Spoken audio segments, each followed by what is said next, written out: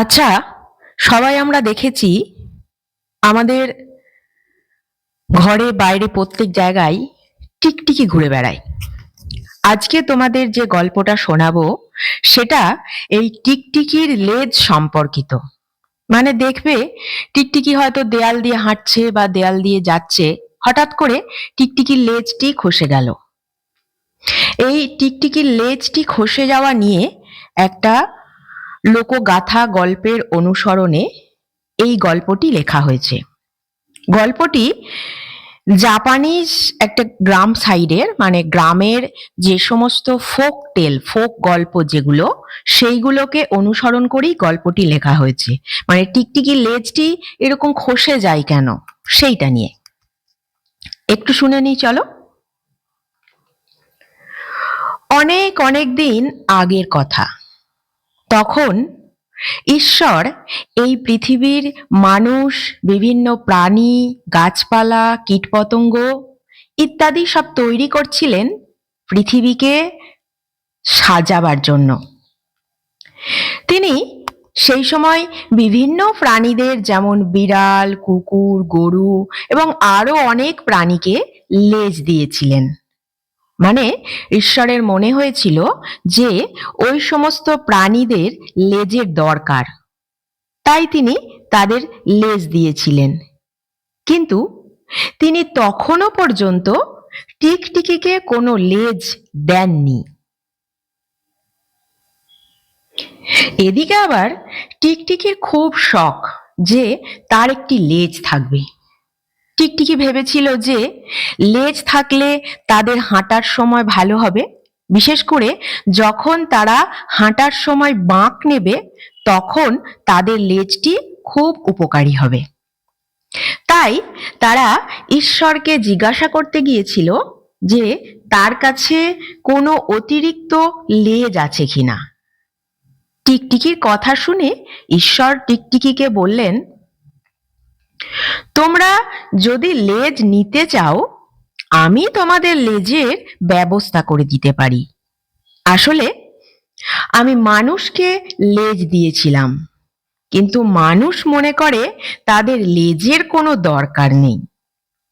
যদি তোমরা লেজ চাও, মানে টিকটিকি যদি লেজ চাই, তবে ঈশ্বর মানুষের কাছে আসবেন এবং টিকটিকির জন্য মানুষের কাছ থেকে লেজ নিয়ে যাবেন।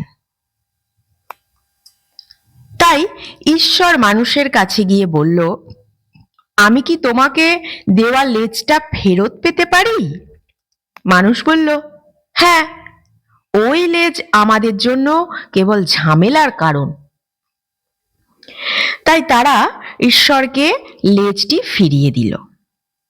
যেহেতু ঈশ্বরকে মানুষ লেজ ফিরিয়ে দিলেন, তখন থেকে মানুষ লেজহীন একটা প্রাণীতে পরিণত হলো। ঈশ্বর মানুষের লেজ নিয়ে তাকে টিকটিকির লেজের আদলে রূপান্তরিত করলেন এবং টিকটিকির শরীরে সেটা স্থাপন করলেন।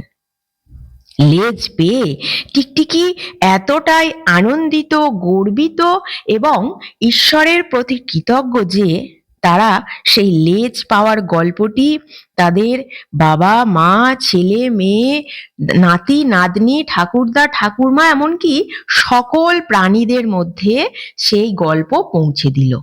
তারা এত আনন্দিত হয়েছিল লেজ পেয়ে যে সকলের কাছে বলে বেড়াতো তাদের লেজ পাওয়ার কাহিনী।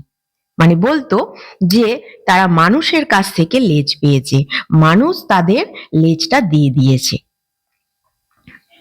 আবার টিকটিকিরা এও বলতো যে যদি কখনো মানুষ এমন আচরণ করে যে তারা লেজটি ফেরত চায়, তাহলে টিকটিকি অবশ্যই তার লেজটি মানুষকে ফেরত দিয়ে দেবে। সেই কারণে কিন্তু এখনো পর্যন্ত, মানে বর্তমানের সময়েও আমরা দেখি টিকটিকি যখন দেখে যে মানুষ আচরণ করছে তার লেজ ফিরে পাবার মতো, তখনই টিকটিকি তার লেজটি খসিয়ে দিয়ে, মানে ফেলে দিয়ে পালিয়ে যায়। যেন মনে হয় যে মানুষটি তার লেজ ফিরে পেতে চাইছে। সেই জন্যেই কিন্তু দেখবে মাঝে মধ্যে দেওয়াল দিয়ে বা কোনো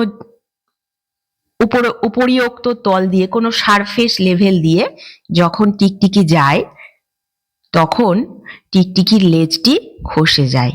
এইটাই হচ্ছে একটা জাপানিজ ফোক টেল গল্পের অনুসরণে টিকটিকির লেজ খসে যাওয়ার পিছনের গল্প।